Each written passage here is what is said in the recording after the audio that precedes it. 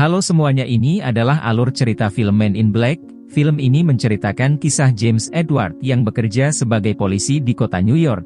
Di suatu malam James mengejar seorang tersangka yang kemudian meloncat dari atas jembatan, tapi tidak terluka sedikit pun.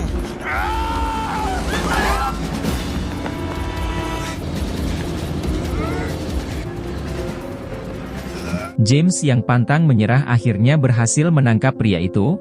Setelah tertangkap, dia berkata kalau ada sesuatu yang sangat mengerikan akan datang. Dan setelah itu dia mencoba menembak James dengan sebuah pistol yang bentuknya sangat aneh. James berhasil menjatuhkan pistol aneh itu dan kemudian hancur begitu saja. Kesempatan ini digunakan pria yang ditangkap James tadi untuk melarikan diri. James terkejut karena pria itu bisa meloncat sangat tinggi dan merayap di tembok. Tak lama kemudian James naik ke lantai paling atas bangunan tersebut, dan si pria misterius itu tak bisa kabur kemana-mana. Dia tetap berkata hal yang sama kepada James kalau ada sesuatu yang akan datang dan bumi akan kiamat dalam waktu dekat. Pria itu lalu tersenyum dan bunuh diri dengan meloncat dari atas gedung itu. Di lain tempat tiba-tiba sebuah meteor jatuh di dekat perkebunan milik pria bernama Edgar. Dia keluar dengan membawa senapan kemudian mendekat ke arah meteor itu. Dengan seketika ada sesuatu yang menariknya ke dalam tanah.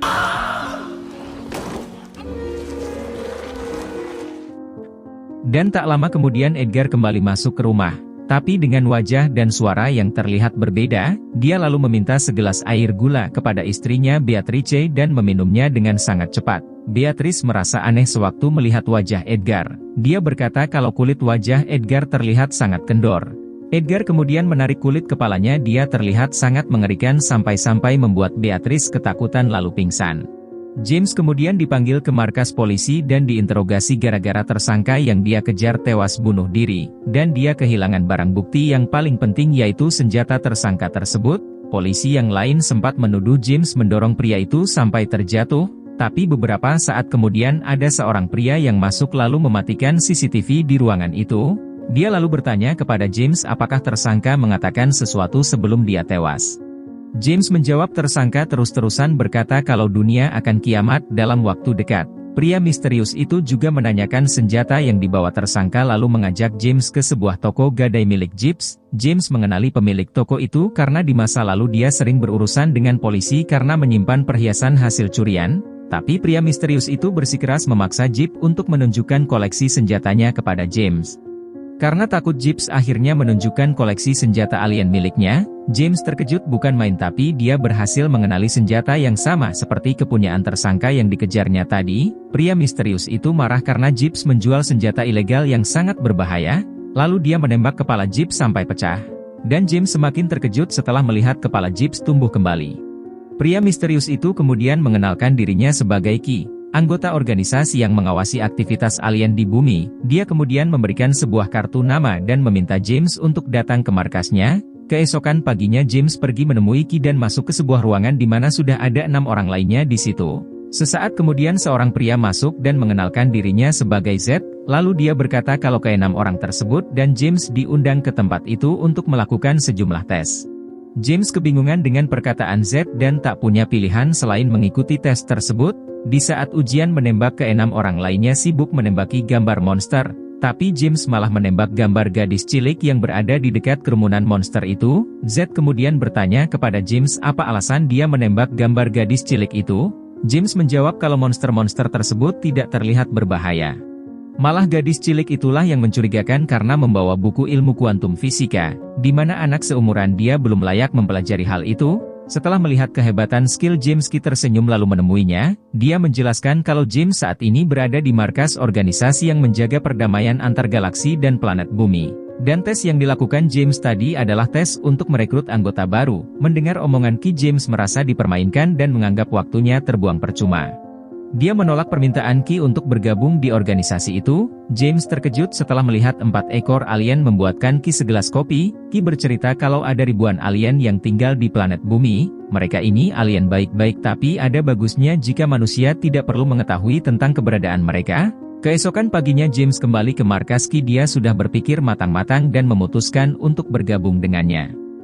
Ki dan Z menyambut kedatangan James lalu mereka mulai menghapus bersih sidik jari dan semua identitasnya. James sekarang resmi bergabung dengan organisasi Men in Black dan mempunyai nama baru yaitu J. Di lain tempat Edgar terlihat sedang mengikuti seorang pria dan kucing peliharaannya dari kejauhan. Pria itu kemudian masuk menuju ke sebuah restoran dan bertemu dengan seseorang yang terlihat seperti kawan lamanya.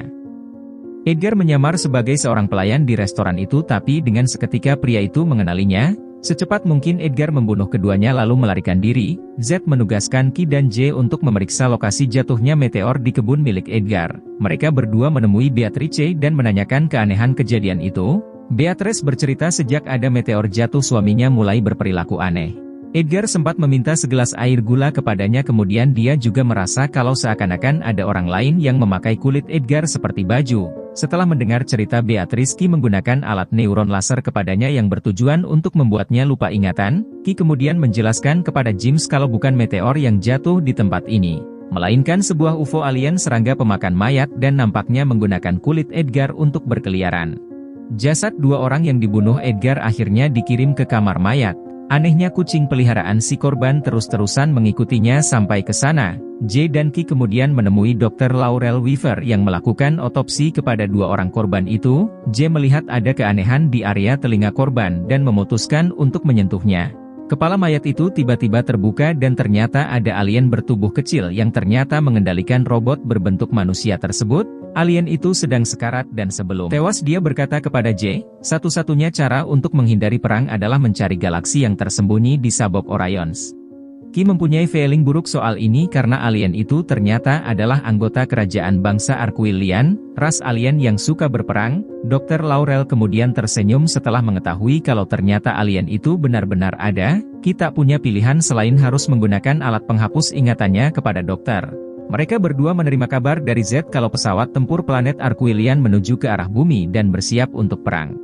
Mereka tak terima jika anggota kerajaannya tewas terbunuh. Ki dan J secepatnya pergi untuk mencari petunjuk. Mereka berdua menemui Frank si alien anjing dan menanyakan soal Orions kepadanya. Frank bercerita kalau dua korban Edgar ternyata menyimpan galaksi yang disembunyikannya di suatu tempat. Setelah mendengar omongan Frank, J teringat kucing peliharaan korban yang memakai sebuah kalung. Dan ternyata memang benar kucing itu memakai kalung yang berisi galaksi milik kerajaan Arquillian. Mereka berdua secepat mungkin kembali ke kamar mayat. Tapi ternyata Edgar sudah berada di sana. Dia membawa kucing itu dan menculik Dr. Laurel. Mereka berdua mengejar dan mengikuti Edgar. Dia berusaha melarikan diri dari bumi dengan naik piringan terbang yang disembunyikannya di atas menara tapi berhasil ditembak jatuh oleh Ki dan J.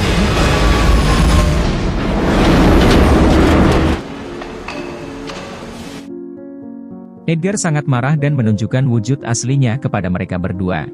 Ki dan J terkejut melihat wujud asli alien yang selama ini memakai kulit Edgar, dan dengan sangat tiba-tiba alien serangga raksasa itu menelan Ki hidup-hidup.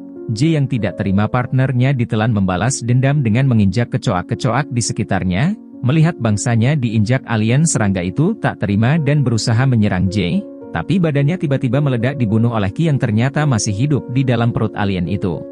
Mereka berdua berhasil mengambil kalung kucing yang berisi galaksi tersebut, tapi ternyata ada alien kecoak lain yang berusaha menyerang mereka dari belakang, tapi untungnya Dr. Laurel menembaknya dengan senapan laser milik J. Galaksi itu berhasil dikembalikan dan kerajaan Arquillian tidak jadi menyerang bumi.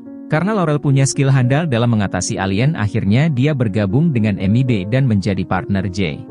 Sekian video kali ini, jangan lupa subscribe dan like videonya biar enggak ketinggalan update terbaru dari channel ini. Sampai jumpa di video berikutnya.